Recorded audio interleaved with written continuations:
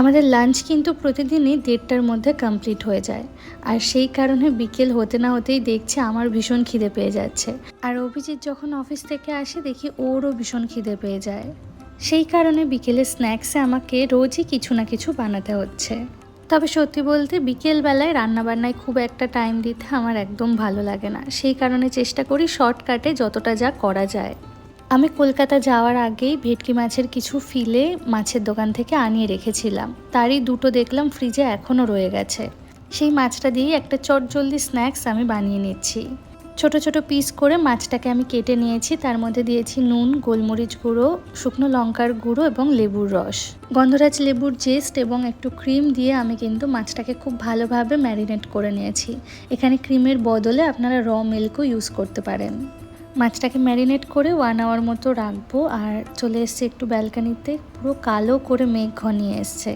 রুড়কিতে যখন pick summer চলছিল, sunset হতে মোটামুটি 7:50 8টা বেজেই যাচ্ছিল। তবে আজকাল দেখছি মোটামুটি 7:10-15-র মধ্যেই কিন্তু সানসেট হয়ে যাচ্ছে। আজকের মাছটা আমি এয়ার ফ্রায়ারেই বানাবো। তবে এয়ার ফ্রায়ার না থাকলে আপনারা কিন্তু প্যানে এটাকে শ্যালো ফ্রাইও করতে পারেন। অভিজিৎকে বলে রেখেছিলাম ও আসার 15 মিনিট আগে যাতে আমাকে জানিয়ে দেয়, তাহলে সেই মতো গরম গরম মাছটা আমি রেডি করে রাখতে পারবো। আর আজকে ডিনারে একটু হোয়াইট সস পাস্তা বানাবো ঠিক করেছিলাম, তাই ভাবলাম পাস্তা যখন বানাচ্ছি হোয়াইট সসটা একটু আগে থেকেই না হয় রেডি করে রাখি, কারণ এই মাছটার ওপরে না হোয়াইট সসের একটা লেয়ারিং দিলে মাছটা খেতে আরও অনেক বেশি টেস্টি হয়।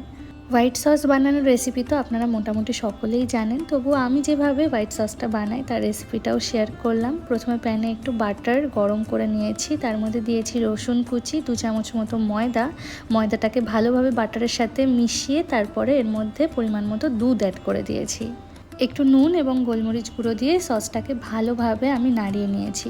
পাস্তা অ্যাড করার সময় এর মধ্যে চিলি ফ্লেক্স আর অরিগ্যানোটাও অ্যাড করব। খুব বেশি কোয়ান্টিটিতে না, তবে মাছের ওপরে অল্প অল্প করে হোয়াইট সস আমি দিয়ে নিয়েছি। আর সাথে করে দিচ্ছি বেশ অনেকটা মতো শ্রেডেড চিজ। অ্যাকচুয়ালি অভিজিৎ এই ধরনের জিনিসগুলো খেতে ভীষণ ভালোবাসে। আর হোয়াইট সস পাস্তা তো ওর ওয়ান অফ দ্য ফেভারিট একটা আইটেম। গন্ধরাজ লেবুর জেস্ট আবারও খানিকটা ওপর থেকে আমি দিয়ে নিলাম। 160 ডিগ্রি টেম্পারেচারে এবারে এই মাছটাকে রাখবো আমি ওই 15 মিনিটের জন্য।